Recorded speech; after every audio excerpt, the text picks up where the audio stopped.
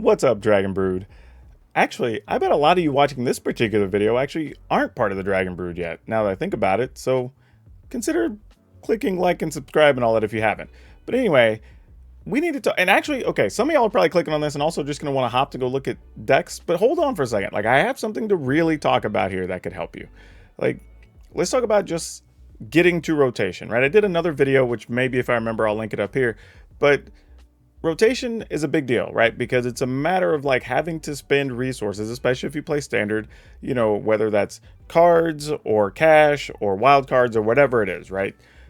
And you want to make the most of it. You don't want to start spending stuff now in June and July that you're going to end up having to get rid of in September, right? Doesn't make a lot of sense for most people. Unless you just got deep pockets or a lot of cards and you don't care, then go for it. Makes a lot of sense. But if you don't, I'm going to try to offer some alternatives.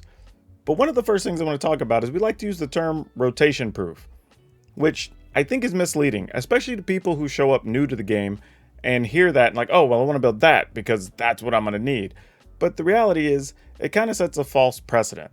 The idea is that, okay, if I build a deck today and it's good, it's going to be good in 6 months or a year. And that's not particularly true, right? Even now, we have the D&D Forgotten Realms set coming out in a few weeks. We don't know. There could be stuff in that set that would change what you want to play in that deck. Or it could even be stuff that invalidates the strategy of the deck you're playing. But same thing could be said about September when we get the Innistrad set. And at the end of the day, all we can do is have a deck that's rotation ready. And I think that's the term we need to be using. Understand that whatever we build today, as long as the cards are all still standard legal, they at least serve as, at a minimum, as a basis that we could build from in the future. Maybe just add a couple cards, take a couple things out, maybe adjust with the metagame, change our sideboard if you're playing best of 3, whatever it is. But let's try to change using the term rotation ready more than rotation proof, because nothing is foolproof, but you can be ready to make those changes whenever we get there. I know it's semantics, but I'm just saying the term rotation ready just makes a lot more sense. But all that being said, hopefully you've hit that like and subscribe button, and now we're going to go take a look at some rotation ready decks to get you to September.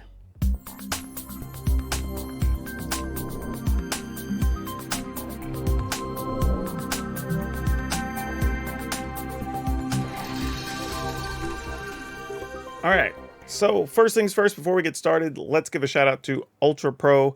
They are a supporter of all my content and lots of other Magic creators. So definitely go out, pick yourself up some Ultra Pro gear as we get back to playing in our local game stores. So one of the things we're going to do here is we're going to look at a bunch of different decks, and some are already going to be rotation ready. Some are going to need like small adjustments, and that's okay. We're going to talk about that as well. But this first one, we're looking at what's effectively a Silverquill deck, focusing on +1/+1 counters. We put the video up for this up a couple days ago on our YouTube channel, and this one's actually mostly ready to go. You only lose a couple of cards there. So you got Professor's Warning.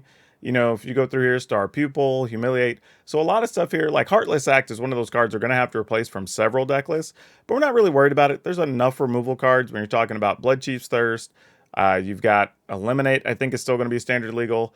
There's a few other options. So if you're looking for 1 and 2 mana removal, there's still going to be things out there. Even 3 mana if you really feel the necessary to go higher. And you're not going to have to worry about that. There's almost always going to be some removal card in that slot in every rotation of standard, usually 2 at a time. So there's always going to be something to replace it. Luminarch Aspirant, you can play that in a lot of decks. Shael, Spellbinder, we talk about how good that card is, you know, Apparition. So, and Basri's Lieutenant, obviously can't play with that. That is another one's going to have to get cut. Not too upset about losing the Lieutenant, though, because it's actually kind of just a bonus card. So you could end up playing an extra Apparition here. You could play an extra Sparring Regimen.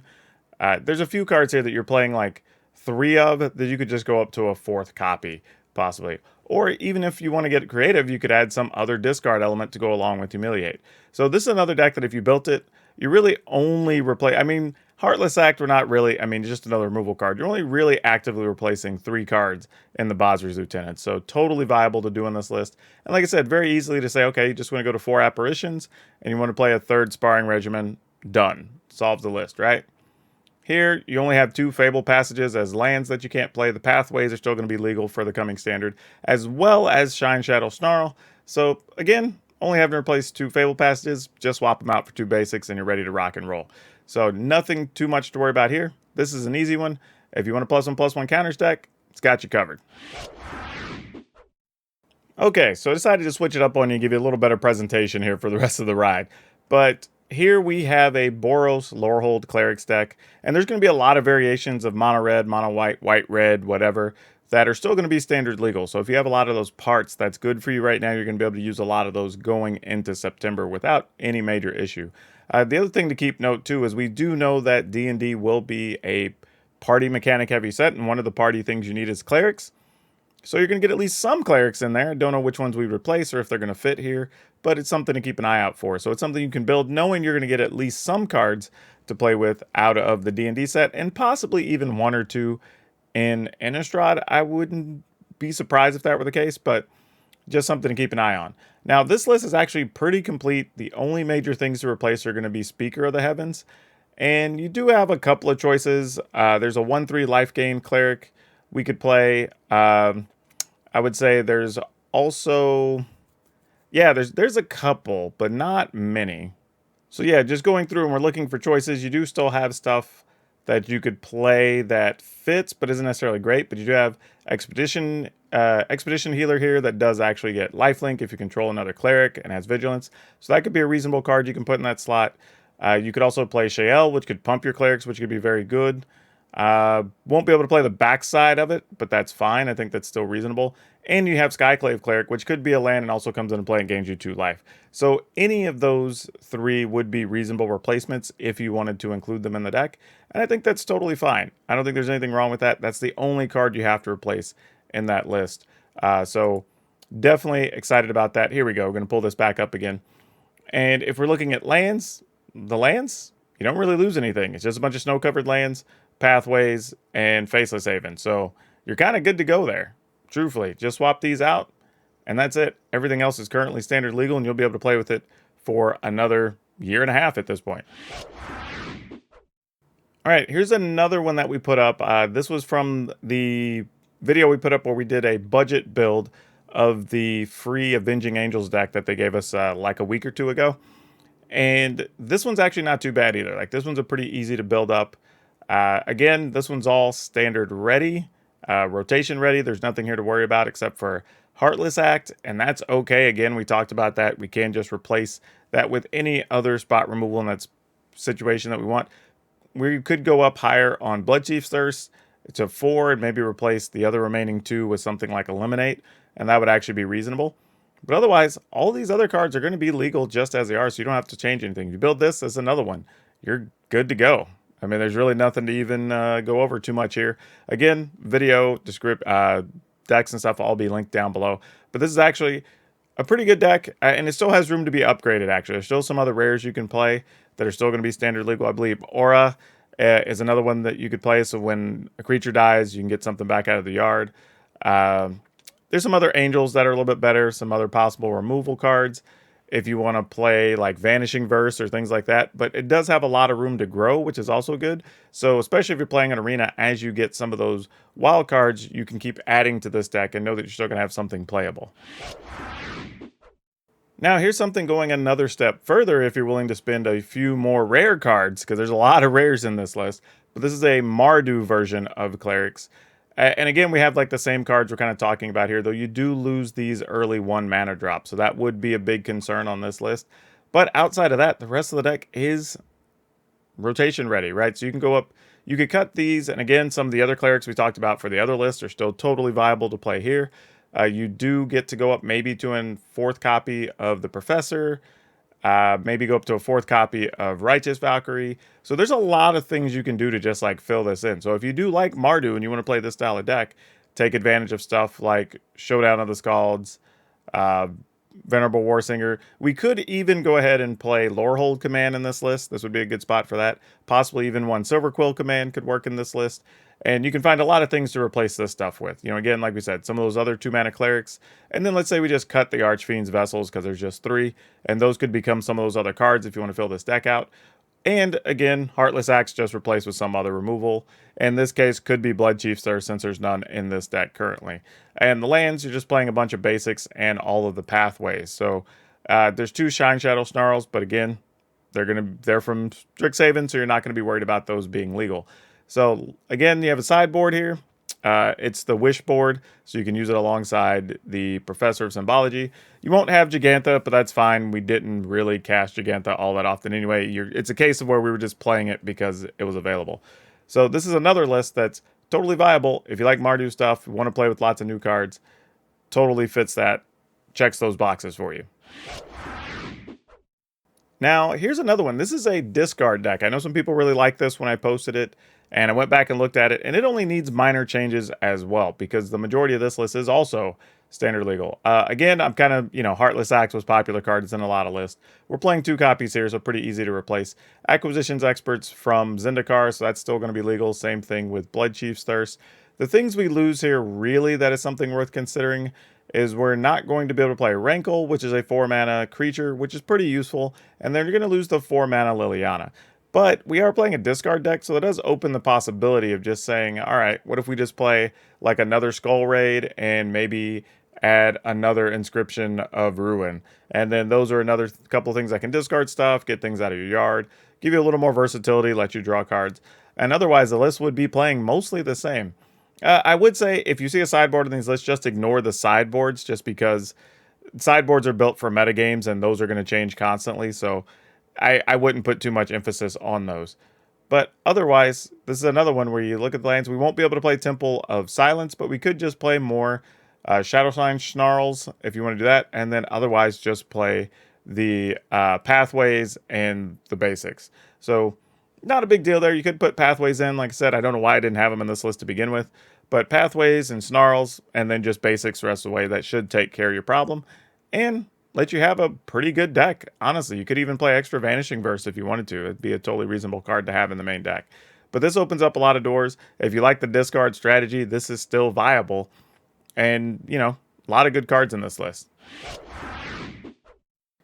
Okay, this is a deck I almost didn't include, but I know people do like this style of deck, so I wanted to make sure I at least covered it as a way to make it rotation ready. Because the biggest issue here, we're not worried about Mystical Dispute because we can just play more spell counters, right? We could play another Saw It Coming and, some other thing, maybe Durari's Disruption or something in that spot. However, we do lose Bonecrusher Giant and Brazen Bar, which are pretty big to lose from this list.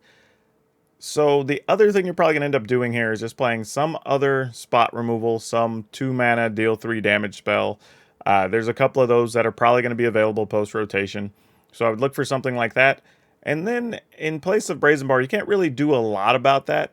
But what we can do is maximize some of our other cards. So we could go up to another Galazeth. We could play Torrent Sculptor. Another thing I want to bring up that we could play is something like Expressive Iteration. It's a 2-mana card that can help you find the things you need for the later turns, which I think could be pretty viable. And I think this is the type of deck that card also shines in a little bit anyway. And it's a card you're probably going to use in other red-blue lists. So if you're willing to go that route, you could go ahead and play those. It's going to be easier to get some of those cards other than Brazen Borrower or Bonecrusher Giant anyway if you're new. So you could start down the road building this and still have a totally viable deck. I would even say consider going up to an additional Torrent Sculptor. I think that'd be a total reasonable thing to have here to go along with stuff like Expressive Iteration, whatever, if you want to play those other cards as well. But this is a list that you could totally build. As for lands, again, we're playing Snarls, we're playing Pathways. We are playing Fabled Passages, but you could always just swap those for basics for the time being. So, yeah, I actually like this one, even though, don't get me wrong, Bonecrusher Giant and Brazen Bar are both great cards, but I do think there are reasonable options to keep this deck still being playable moving into the future against other things you might run into. Now, all that being said about those, also, I know a lot of people are worried about this mostly because of a budget issue.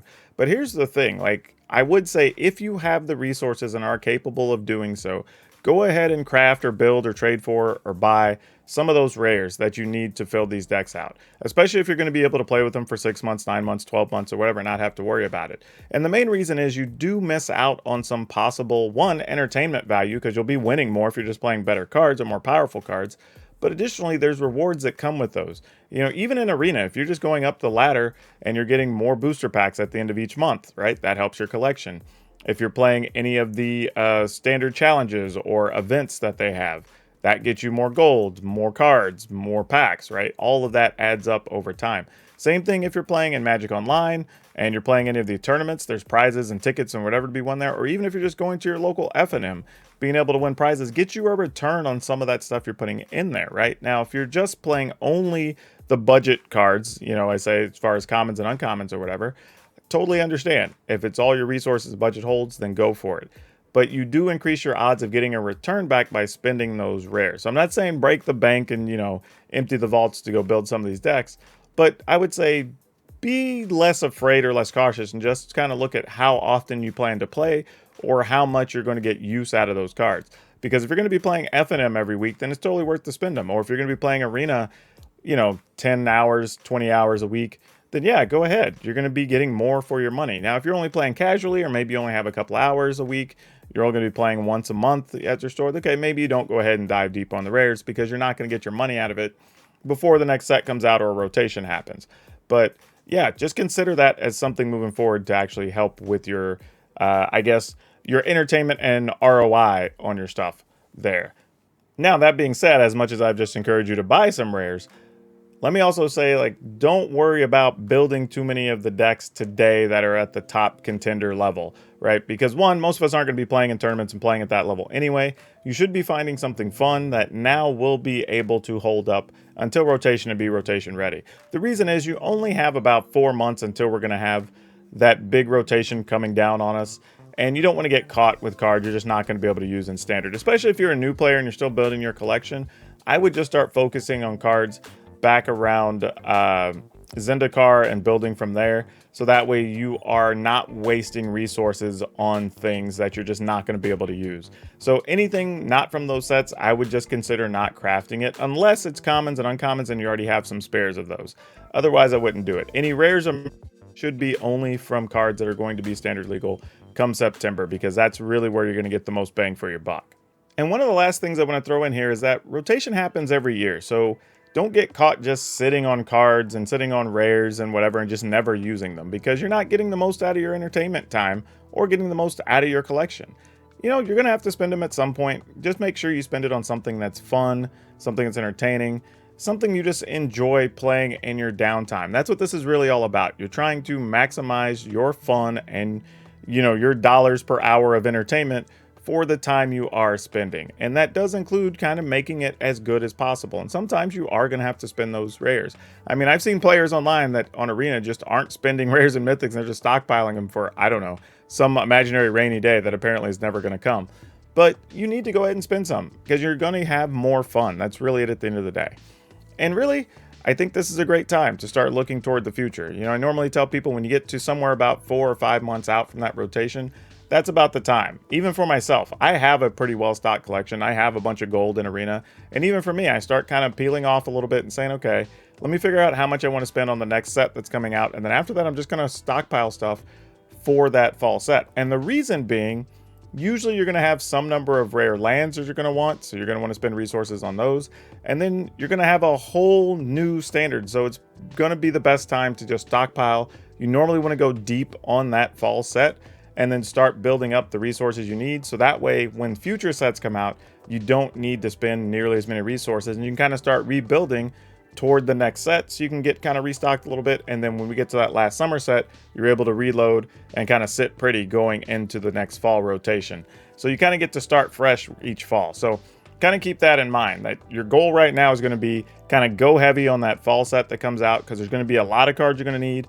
Everybody's going to be looking for cards out of that set because it's kind of like the big fresh start, and there's only going to be 5 sets in standard. So each set's going to be even more important. But like I said, we do know there tend to be key pieces in those fall sets, a lot of times being those rare lands, and you're going to need those to build with on one level or another, and you're going to want to spend some resources there. Whew, and that's it. That's kind of the primer for the fall rotation. So here we are. It is now June, middle of June, and we've got, what, 4.5 months till we get to that fall rotation, and I think this could set everybody up well. And these aren't even the only decks you can play. There are a bunch of other ones as well, but these are ones that I already had that I could link you to and help you out and give you some resources to get you started down the right path. Also, if you haven't, please consider hitting that like button and subscribe button, and then hit the notification bell, because that'll let you know every time I have a video up. And we've been putting video content up every single day, sometimes multiple times a day, so you have plenty of content to keep you busy. And most importantly, if you really like this type of stuff and you appreciate what I'm doing, when you click that subscribe button, it lets me know that you're into it and encourages me to make more of this content and helps me be seen and get in front of more people, so we can continue down this road and grow the channel so we can do more of this. And don't forget, if you want any of the deck lists, I will have the accompanying videos down at the bottom, and they have all the resources linked in each one of those for what you are looking for. So I made it nice and easy for you to find what you need, get even gameplay so you can take a look at each of the decks, figure out if you like them or not. Boom, and as they say, Bob's your uncle. But that's all I have for you for now.